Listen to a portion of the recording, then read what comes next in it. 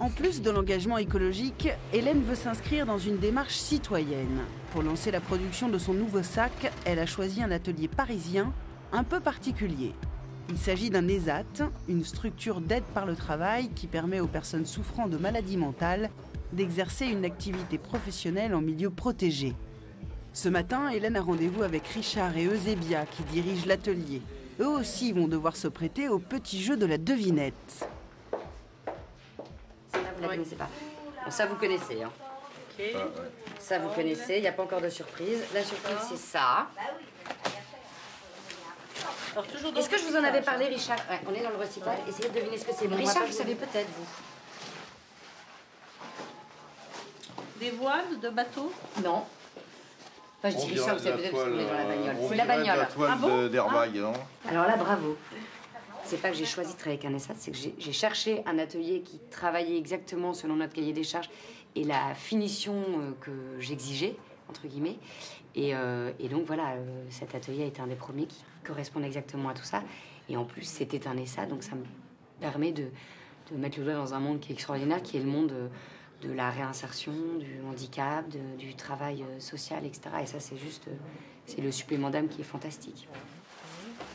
Il y a combien de formants? Des grands coussins, des petits. Vous pouvez me dire combien il y a de formants en tout? On va partir. Enfin, en fait, je crois que pour vous, on va partir sur 2-3 maximum. Ça sera plus simple pour vous au niveau de la coupe. Chaque fois, c'est la même problématique. C'est-à-dire que quand on vient avec du recyclage, on vient avec une matière qui n'est jamais la même au démarrage. Donc là, on vient de le voir, on a des airbags, on n'a pas une forme identique. Donc il faut qu'on imagine une matière pour la couper, une technique. Donc en fait, le recyclage, ça coûte à la limite plus cher qu'une matière neuve parce que d'abord, il faut la traiter, il faut la laver, etc. Et puis surtout, il faut trouver des outils et des moyens de l'uniformiser avant de l'envoyer en couture. Donc je vais monter moi-même le prototype donc pour voir le prix, pour voir si c'est réalisable par nos exactement, travailleurs. Exactement. C'est ça qui est important parce que sinon... Bon, à mon avis, ça sera réalisable, ça, hein, Richard? Il y a ce modèle-là. Ici, les tarifs sont quasiment les mêmes que dans un atelier classique. Du coup, arrivé en boutique, un sac est vendu entre 65 et 190 €. Le Made in France a un coût. Il n'est pas beau comme ça, faut que je vous le rende. Le vrai prix. C'est ça, en fait, le problème. Donc, notre travail, il est double. Notre travail, c'est pas tant de dire, voilà ce que ça coûte, in fine, de travailler normalement, mais c'est surtout de dire... Regardez aussi ce que vous achetez, c'est pas forcément normal d'avoir un t-shirt à 3 €. Après vérification, c'est bien ici que le sac en toile d'airbag sera confectionné. Le tout selon la charte de la marque, c'est-à-dire éthique et locale. Donc la grise, c'est pour le mixte, c'est pour celui-là. Moi, je rêve d'un moment où les Chinois vont nous dire ok, on a beaucoup travaillé pour vous, mais maintenant on va travailler, on va se concentrer sur nous. Et puis à partir de maintenant, tout ce que vous nous commanderez, vous le paierez au prix qui vous coûterait si vous le fabriquerez chez vous. Enfin, j'en rêve. Ça peut nous tomber dessus et ça risque de nous coûter très très cher. Parce que les ateliers ferment et il y a de moins en moins de savoir-faire en France.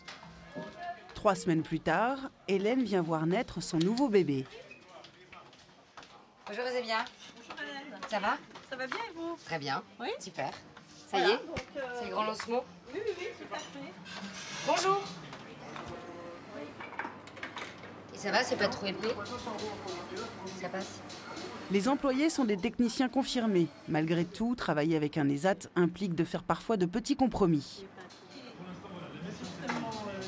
Là, ils peuvent plier sur la rainure, là. Alors qu'autrement, ils sont obligés de piquer un peu plus loin. Donc le point de repère est beaucoup plus facile. Hein, parce qu'étant donné qu'il y a une rainure. D'accord. Vous allez refaire au titré 20? Oui, il va refaire la surpiqûre dessus. Et on la verra pas? On la verra pas, n'ayez pas peur. Là, on arrive vraiment à un produit qui convient parfaitement d'un point de vue de l'esthétique et de l'équilibre et d'un point de vue technique et pratique. Et le voir en train d'être fabriqué en petite série, c'est vraiment, qui est la première série en plus, et c'est remarquablement bien fait, c'est forcément à un moment fort. Pour eux, c'est valorisant de faire du beau travail. Et c'est important parce que je trouve que ils prennent confiance en eux et puis ils évoluent à travers ce travail. Recycler un produit polluant, travailler localement et avec des personnes en difficulté sont autant de contraintes qui ne garantissent pas pour autant le succès commercial.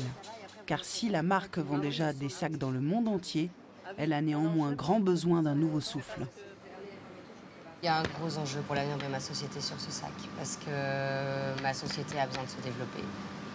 Et donc, un nouveau produit sur lequel, vraiment sur lequel je travaille depuis quand même assez longtemps, est forcément un gros pari et une belle promesse. Il faut faire du business. Il n'y a aucun manichéisme dans cette nouvelle réflexion sur un modèle alternatif. Ce modèle alternatif n'est pas un modèle anti-économique. C'est un modèle alternatif, mais socio-économique. J'avais vraiment envie de rentrer dans l'économie normale. C'était nécessaire pour moi. Ça me semblait être le premier des bons sens. C'est qu'en changeant la façon de faire pour une société, il faut que moi-même je sois une société. Et non pas que je sois financée grâce à... C'était très important, cette démarche. Et donc que je fasse du profit, que j'embauche, etc. Je ne crois pas qu'il faille abandonner l'idée de bénéfice. Pour moi, le bénéfice est un indicateur de gestion qui est extrêmement important et positif. Si on ne fait pas de bénéfice, on perd et on meurt. Pour le lancement de l'Airbill, le dernier né de la marque, une grande soirée est organisée dans l'atelier d'Hélène. Elle est survoltée. Ok. À tout à l'heure, merci. Et pourquoi on ne le fait pas là, l'atelier? Tu dois passer sur la grande avenue. Bonjour, bah oui. C'est les glaçons, voilà, votre facture. D'accord. Il est à 5h15. Moi, à mon avis, mes investisseurs vont pas tarder. En général, ce sont les premiers arrivés. Ah bah, vous êtes là. Ah bah, je suis là, merci. Non, il reste un truc auquel je viens de penser. Oui. Il y a Isabelle qui a téléphoné. Elle sait pas quelle taille de yay il faut mettre. 1 centimètre. Savez-vous que... Attends, un truc incroyable. Le premier qui a recyclé, c'était Pierre Cardin. Juste après la guerre, pour sa robe de mariée de la première, du premier défilé qui a eu lieu en 1946, et ben, il n'avait pas assez de voile blanc et il a utilisé de la toile de parachute. C'est dingue, non? Ce soir, c'est la fameuse toile d'airbag qui doit créer l'événement. Voilà, elle a juste la nouveauté. C'est pas mal comme ça, non? Donc ça, je voudrais bien qu'on achète un. Tu vois, le Tsusuya, il me plaît pas mal. Tout est fait pour étonner et séduire les clients. Et la meilleure ambassadrice de la marque, c'est évidemment sa créatrice. Le nouveau produit parce qu'il est dingue. Ça, tu vas aimer, Maud. Voilà, regarde-moi ça. Touche un peu ça. On a touché à rien, Non, c'est pas de la vache. On n'a rien, on a fait aucune transformation là. C'est le produit brut, hein. Tel qu'il est, on l'a récupéré tel quel. C'est ça. Ah, c'est un airbag. C'est un airbag. Et en fait, tu sais, quand je récupérais les ceintures de sécurité de bagnole, 2-3 fois, je suis tombée sur ça, je me suis dit, mais attends, c'est pas possible, cette matière est dingue. T'as vu comme c'est beau? C'est génial. Regarde. C'est top. Et alors celui-là, tu le porterais? Ah. Carrément. C'est moi qui vais jouer là. Pour l'occasion, les investisseurs sont là aussi. Ils font partie d'un groupe qui a choisi de miser sur la marque d'Hélène. On les appelle les Business Angels. Business Angel, bah, si on le traduisait en français, ça ferait ange de business. Donc c'est des personnes qui nous permettent de pouvoir avoir des ailes et de grandir, quoi. Après, bah, c'est le produit, c'est l'idée, le concept qui, pour nous, correspondait vraiment à quelque chose qui pouvait plaire, qui était dans l'air du temps et qui était, à mon avis, bien réfléchi et bien pensé en termes de concept, de développement de produits. J'avais été séduit par le projet sur le papier, j'ai posé quelques questions. Et en fait, Bilhomme est mon tout premier investissement à titre privé dans ce type de société innovante, créatrice. Vous auriez pu devenir sans eux? Ah bah tout ça, déjà, ça disparaît. On éteint tout! Bah, je pense que vraiment, c'était mort, quoi. C'était mort, c'était pas possible. En fait, si tu veux, moi, j'ai mis toute mon énergie, mes faibles économies, mais bon, j'ai mis tout ce que j'avais, en tout cas, enfin, faible, j'ai mis tout ce que j'avais dedans, et là, j'étais arrivée à cette situation, c'est-à-dire que là, il fallait vraiment un réel développement, donc on parle de dizaines de milliers d'euros, quoi.